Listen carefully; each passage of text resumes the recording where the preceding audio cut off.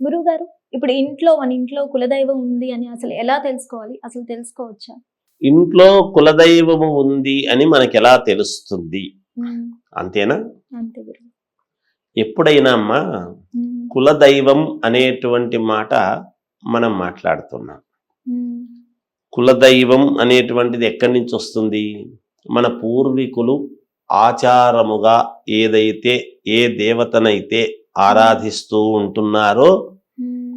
ఆ దేవతనే మనము ఆరాధించాలి.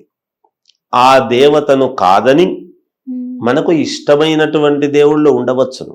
హ్మ్. ఎందుకు ఇష్టమైన దేవుళ్ళు ఉంటారు అంటే, మనం ఏదైనా కాకతాళీయంగా ఒక గుడికి పోయినప్పుడు, ఏ గుడికి పోయినా హ్మ్. మనం ఆ గుడికి పోగానే మనకు ఒక ఒక అబ్బాయి ఉద్యోగం కోసం ఎంతకాలం నుంచో ఎదురు చూస్తూ ఉండేటువంటి అబ్బాయి హ్మ్. ఆ గుళ్ళో తిరగంగానే ఏదో గుడికి మా ఫ్రెండ్ రమ్మన్నాడు నేను వెళ్ళాను అనేటువంటి భావనతో తిరగంగానే మనకి అపాయింట్మెంట్ ఆర్డర్ వచ్చిందనుకోండి. హ్మ్. అబ్బాయి ఈ దేవుడు నాకు మేలు చేసినాడు కాబట్టి కనుక హ్మ్. ఈ దేవుడు నాకు ఇష్టదైవం అయినాడు. లేదు ఒక అమ్మాయి ఎన్ని సంబంధాలు చూసినా హ్మ్.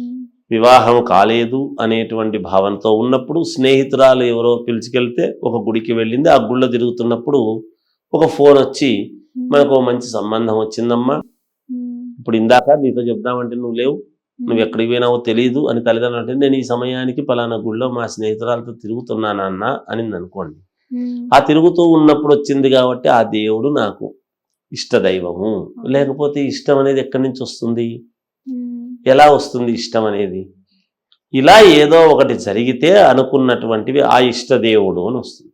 తప్పులేదు, హ్మ్. అది కాకతాళీయం. హ్మ్.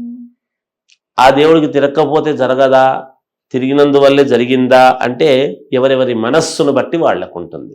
అవును. ఎందుకంటే వాళ్ళ మనస్సు అక్కడ తిరుగుతున్నప్పుడు జరిగింది కాబట్టి ఈ లోకములో ఈ భూలోకములో ఎవరికైనా యథార్థము అనేటువంటిది జరిగినప్పుడు తెలుస్తుంది. హ్మ్. ఆ జరిగినప్పుడు తెలిసేటువంటి దానికి వాళ్ళు అక్కడ లైవ్లో వాళ్ళు అనుభవించుంటారు కాబట్టి ఆ అనుభవం గొప్పదవుతుంది ఎప్పుడు కూడా. దాన్ని కాదనడానికి లేదు మనం. హ్మ్. భగవంతుడు ఆ రూపకముగా ఇక్కడ ఉండేది, ఆయన రూపాలు వేరు. సర్వాంతర్యామి, భిన్నత్వంలో ఏకత్వం. ఎన్నో రకాల భిన్నమైనటువంటి దేవుళ్ళు ఉండినా హ్మ్. దైవం అనేటువంటి వాడు ఎప్పుడు ఒక్కడుగానే ఉంటాడు. హ్మ్. హగ అనుకూలాన్ని బట్టి వేరే వేరే రూపాల్లో ఉండి చేసుకుంటున్నప్పుడు ఆ రూపంలో ఉండేటువంటి దీనికి నమస్కారం చేసుకున్నప్పుడు జరిగింది కాబట్టి దేవుడికి ఏమి ఈర్ష్యాద్వేషాలు ఉండరు, దేవుళ్ళకేమి ఉండవు. నాకు కాకుండా అక్కడ చేస్తున్నావే అని ఎప్పుడు ఉంటాయి అంటే, కులదైవము అనేటువంటిది ఎప్పుడైతే మరిచిపోయి ఉరువే పట్టించుకోకుండా ఉండి వేరే వేరే దేవుళ్ళని ఎప్పుడైతే ఆరాధిస్తూ ఉంటారో కొంతకాలానికి మర్చిపోయి ఉంటారు. ఈ కాలానుగుణముగా కొంతమంది వాళ్ళ ఇంటి దేవుణ్ణి అనేటువంటి విషయము మరిచిపోయి వాళ్ళ పెద్దలు చేసినటువంటి ఆచారవంతముగా వచ్చేటువంటి దేవుణ్ణి కాదనుకొని వేరే దేవుళ్ళను పెట్టి ఆరాధన చేస్తూ ఉన్నప్పుడు అక్కడ కొంచెం ఇబ్బందులు వస్తాయి. ఎందుకు ఇబ్బందులు వస్తాయి? దేవుడంతా ఒకటే కదా, ఏదో ఒక రూపం కదా అని అనుకోవచ్చు మనం ఇప్పుడు ఇందాక చెప్పినట్టుగా. అయితే ఒక వ్యక్తి ఒక దేవుణ్ణి ఆరాధన చేస్తూ చేస్తూ చేస్తూ ఉండి ఇంకో వ్యక్తిని ఆరాధిస్తే అది పర్వాలేదు. అది టోటల్గా అనుకోవడమే మర్చిపోవడం. కులదేవుడు అనేటువంటిది ఉన్నప్పుడు, అందుకే వివాహ సమయములో కూడా కులదేవత మంటప దేవత అనేటువంటివి రెండూ పెట్టి ఆవాహన చేసి కలశాల్లోకి పూజ చేయించి వివాహం చేయటం అనేటువంటిది జరుగుతుంది. అక్కడ ఆవాహన చేస్తారు కులదేవతను, మంటప దేవతను ఇంటికి ముందు చేసుకొని ఇంట్లో కులదేవుణ్ణి మంటపదేవుణ్ణి ఆరాధన చేసి ఆ దేవతను అప్పుడు వివాహం చేసుకోవడం అనేది సాంప్రదాయం ఉంది మనకు. అటువంటిది కులదేవుణ్ణి అనేటువంటిది పూర్తిగా మర్చిపోతే ఇబ్బంది కదా. ఇప్పుడు తండ్రిని మనము మర్చిపోయి మిగతా వాళ్ళందరినీ గౌరవిస్తున్నాను అంటే ఎలా? తల్లిదండ్రులను మర్చిపోయి మిగతా అందరినీ గౌరవిస్తాడు. చాలా ఉత్తముడబ్బా, ఎవరిని పోయినా చాలా జాగ్రత్తగా పలకరిస్తాడబ్బా, ఈ అబ్బాయి చాలా సంపన్నుడబ్బా, వీళ్ళ కుటుంబం చాలా మంచిదబ్బా అని పొగుడుతుంటారు. కానీ తల్లిదండ్రులను ఒక్క మాట కూడా పట్టించుకోరు. ఈ పాపం అయితే ఉంటుంది.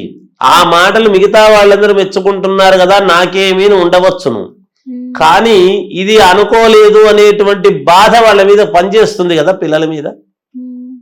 ఈ తండ్రి తల్లిదండ్రుల యొక్క మమ్మల్ని అనుకోవడం లేదు, మిగతా వాళ్ళందరినీ గౌరవిస్తాడు కానీ మనల్ని గౌరవించడం లేదు అనేటువంటి భావన ఉంటుంది కదా. అందుకే ఇంట గెలిచిన తర్వాత రచ్చ గెలవాలి. ఇంట్లో ముందు నీ యొక్క గొప్పతనం ఏమిటి అనేది ఇంట్లో వాళ్ళు మెచ్చుకోవాలి, బయట వాళ్ళు తర్వాత అనేటువంటి సారాంశం ఎప్పుడైతే వచ్చిందో మనము ఎట్లా తెలుస్తుంది అంటే మనకు జరిగేటువంటి ఇబ్బందుల వల్లనే తెలుస్తుంది. ఎందుకు ఇబ్బందులు ఇన్ని పడుతున్నాం మనం అంటే, ఆరాధించాల్సినటువంటిది ఆరాధించకుండా మిగతాదంతా ఆరాధిస్తూ మనం ఇబ్బందులు పడుతున్నాం కదా. ఈ ఇబ్బందులు ఎక్కడున్నాయంటే మూలం ఏమిటి అనేది చూడాలి. ఇప్పుడు దెబ్బ తగిలినటువంటి గాయం అయినటువంటి చోట మనం ఆయింట్మెంట్ పట్టించుకోవాలి, అప్పుడు అది మానిపోవడానికి అవకాశం. ఎక్కడో పట్టించుకుంటే లాభం ఏమిటి? మరి ఇంజెక్షన్ వేస్తున్నాము కదా గురువు గారు, గాయానికే వేయడం లేదు కదా, మరి చేతికి వేసుకుంటున్నాము కదా అనుకోవచ్చును, కావచ్చును. అయితే నీ కులదేవత ఎక్కడుందో ఒక చోట అని ఉంటుంది, అక్కడికి పోయే నువ్వు నమస్కారం చేసుకోనక్కర్లేదు. కులదేవతను ఇక్కడ అనుకున్నా కూడా నీకు మేలు జరుగుతుంది కదా. ఇంటి దేవుడు అంటే ఇంటి దేవుడు ఒక స్థానం కూడా ఉంటుంది, మూలస్థానం అని. మూలస్థానానికే పోయి నువ్వు ఆరాధించాల్సిన అవసరం లేదు కదా. ఇంజెక్షన్ ద్వారా ఇక్కడ తీసుకున్న మూలదేవతకు చేరుతుంది, అంటే గాయము దెబ్బ మానిపోవడానికి చేరుతుంది కదా ఇంజెక్షన్ ద్వారా. అర్థమైందా తల్లి? అలా ఎప్పుడైతే మనము చాలా ఈజీగా తెలుసుకోవచ్చమ్మా. పెద్దవాళ్ళు పాటించేటువంటిది, అందుకనే వంశపారపర్యముగా ఆరాధించేటువంటి దేవతను మనము తప్పకుండా ఆరాధించాల్సిందే. ఎప్పుడైతే మనకు నేను ఇన్ని దేవుళ్లకు పూజ చేస్తున్నా గురుగారు, నేను తిరుపతికి పోయినాను, కాశీకి పోయినాను, గయకు పోయినాను, ప్రతి క్షేత్రము తిరిగి వచ్చినాను, నీ మూల దేవతను ఇంటి దేవతను మర్చిపోయి తిరిగితే ఏం లాభం?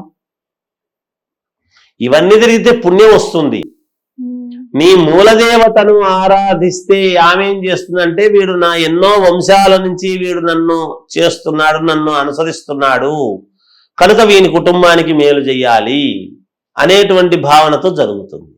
అందుకని ఇంటి దేవుడు, కులదేవత అనేటువంటిది ఉంటుంది. మనము పడేటువంటి కష్టాలు ఇబ్బందుల్లోనే తెలుస్తాయి. మనము మూలం ఏమిటిని తెలుసుకొని కనుక మనం చేసుకుంటే తప్పకుండా వాళ్లకు తెలిసిపోతుంది, నా ఇంటి దేవుడు ఎవరు, నేను అది ఆరాధించాలి, చెయ్యాలి. నీ ఇంటి దేవుడిని అనుకొని తర్వాత మిగతా వాళ్ళని గౌరవించు, మిగతా దేవతలు పూజ చేసుకో.